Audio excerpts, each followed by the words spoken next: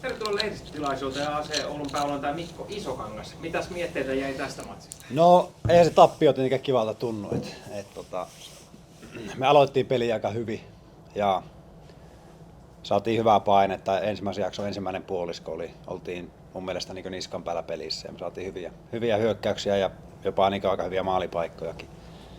Sitten se peli tasoittui niin jälkimmäiselle puoliskolle, mutta silti kokonaisuutena voi sanoa, että se eka jakso oli vähintäänkin tasaväkinen. Sillä jäi niin plusmerkkiseksi ilman sitä vastustajan viime hetken maalia. Että se tietenkin noin taas loppuhetkillä ei ollut ensimmäinen maali jakson tai ottelun loppuhetkellä tänä vuonna, kun meille on ehditty tehdä. Ja noissa meidän vaan pitää olla niin tarkempia. Näytti katsomoonkin siltä, että siellä oli vähän niin kaksi eri ottelua, ensimmäinen puoliaika ja toinen puoliaika. Miten sä näet sen toisen puolen ja mikä siinä muuttui pelissä? No joo, periaatteessahan mitään niin isoja muutoksia siinä ei varsinaisesti tapahtunut niin tauolla tai siihen, miten toista jaksoa lähdettiin pelaamaan. Mutta semmoinen yksi asia, missä meidän pitää pystyä parantamaan, että esimerkiksi me ollaan omalla alueella, niin meidän pitää pystyä pääsemään vastustajaa lähemmäksi. Ja ihan varmaan tiedä, mutta ehkä ainakin yksi maali tänäänkin tuli sellaista tilanteesta, missä me vaan ei päästy riittävän lähelle vastusta pallollista pelaajaa. Me aletaan sinne liikaa aikaa. Se ehtii rauhassa katsoa mitä tekee ja sitten sinne alkaa syntyä tiloja. Ja se on sellainen iso asia, missä meidän pitää pystyä parantamaan. Yes. Onko medialla kysyttävää? Jos ei, niin hei, kiitoksia paljon. Kiitos. Alright, welcome to the press conference. SJK head coach Stevie Grieve, fourth win in a row. You must be happy guy at the moment. Yeah, of course. I think it was a really strong team performance. I think first half we played really well and then we go 1-0 down, but I think it's a foul on the edge of the box. It's not even, I don't think it's a debatable decision. He's went through Salim, so I think in the middle of the pitch it's a yellow card, but it's a goal. But our response to the goal, I thought for the 4 minutes after it was perfect. We went straight on the attack, we put them under pressure. It's really difficult to play against a team who plays such a compact block. We faced this against Mariehamn, but 2 or 3 quick passes to get Fatty in behind and we get a little bit lucky because I think the goalkeeper touches it over the line, but it's a really well worked move to get in that position. So obviously half time at 1-1 feels a lot easier to try and manage the game and try and get ourselves back in front. Half time we made a couple of little tactical changes with the position of Fatty, Marcus and Valentine and to try and spread the back five a little bit open and open the midfield two a little bit more. And after that, I think once we got the positions right, we moved them quite easily. And obviously when we get to 2-1 pretty quickly after half time, it puts us in a good position. It makes them have to come out and try and press a little bit. And I think we've shown enough times, certainly in the time I've been here, that anytime teams try and press us, we go through them quite quickly, and we're good at that. So we get ourselves to 2-1. It's another well-worked goal, and then Casper, I think, gets a rebound. And then the third one is, I actually thought it was handball. I didn't see it go in. I was too busy shouting Cassie. So Marcus has a great strike, and really happy that he's scored again. But again, from my point of view, it's, you know, you look at Marcus, Casper, and Fatty with the 3 goal involvements again when we need them. So really happy. I thought the work rate of everybody was magnificent, Bojang especially. And then Nathaniel Tamby making his debut for Kelvin, who came off. I thought he was fantastic for the whole second half, really solid, won every tackle, won every header, recovered really well with balls in behind. And then obviously Masto playing right back, it's not his normal position. I think most of his career he's been a winger, but again, just such team effort, game intelligence and understanding of what to do in the vital moments. And Lowry Lina tracking back and making slide tackles. So yeah, another really strong team performance. Loads of threat going forward again. Yeri had a couple of good chances even in 20 minutes, and Bojang obviously was clean through on goal before he comes off, and I think the boys are slaughtering him just now because he's got to hit the target. But yeah, another really good performance and another good win. How do you feel about Lauri Laine's game? Obviously, he was quite dangerous, and he Yeah. has been in the recent games, and he looks pretty good. But what do you think about him? Yeah, he's maturing. I think last year was probably difficult for him because he got injured in the pre-season. He took a really bad hit to his ankle in training, and then he started getting himself back in the team, and then he broke his wrist at Mariehamn. So he was on and off all season, but like we needed him for the last game of the season, and he started against Haka and helped qualify for Europe. And I think he went away in pre-season all of December and did his own training, got himself in really good shape. January, February, I have to say he was our best player in pre-season for January and February. He was scary. But as always with every player, it's not, you can't play your best for a year or 4 months.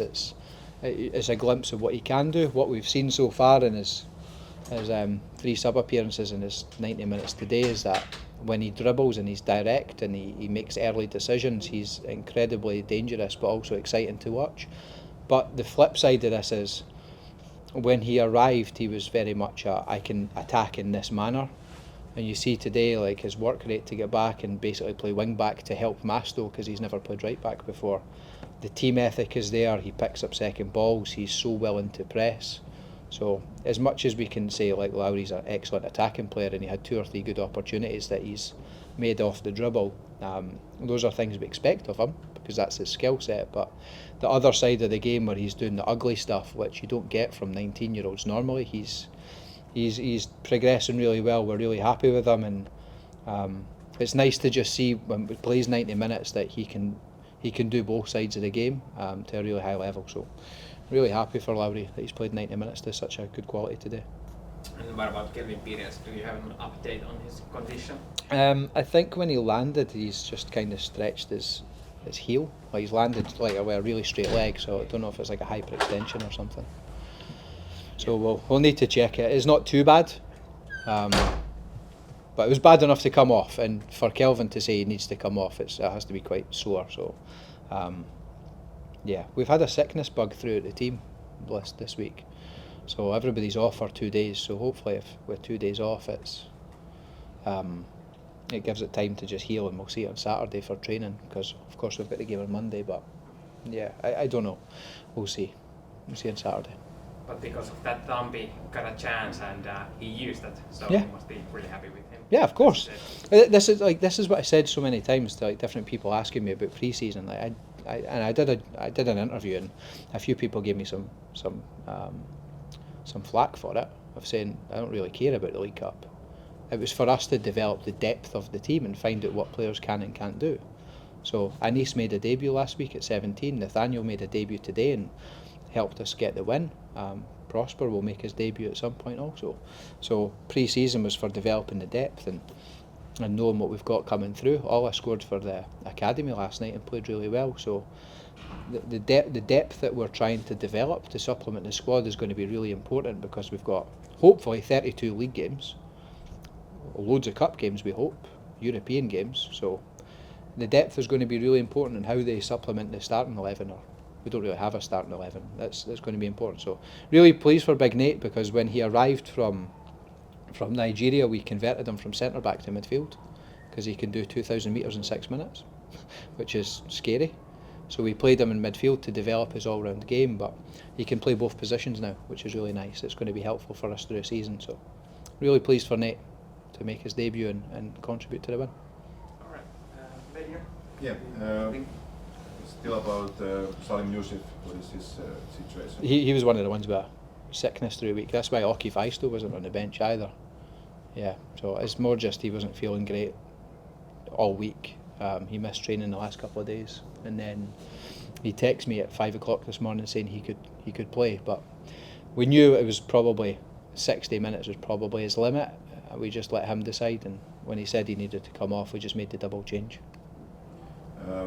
This is your 3rd season in SJK and 3rd season with, for example, Markus Varsalo. Yep. How would you describe his development and your work together? Oh man, yeah, he's amazing. He's amazing. Yeah. He's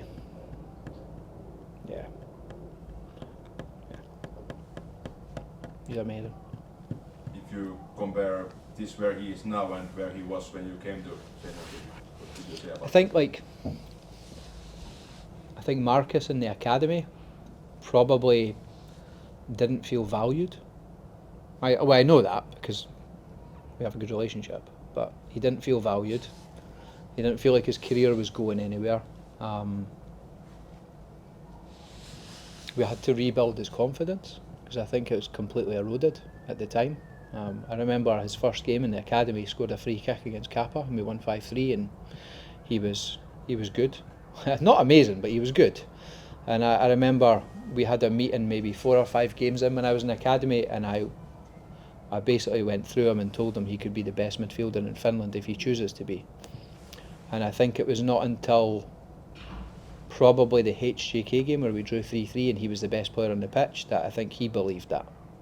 So the belief from me has always been there, because the things he can do with the ball is not, you don't find in everybody. It's the belief for Marcus. And then last season you could see him developing more and more to the point where I can't really take him off. His work rate is amazing. When you talk to him, you don't think he's 22. Like, he's like a 35-year-old. He's one of the oldest guys in the dressing room. He organises, he pushes everybody. He's also the most chilled out guy, most selfless. Yeah, he's amazing. He's going to go high level. I hope he does at some point. He deserves it. He's just a great boy. Thank you. Kiitos. That's all. Thank you. Kiitos. Have a good night.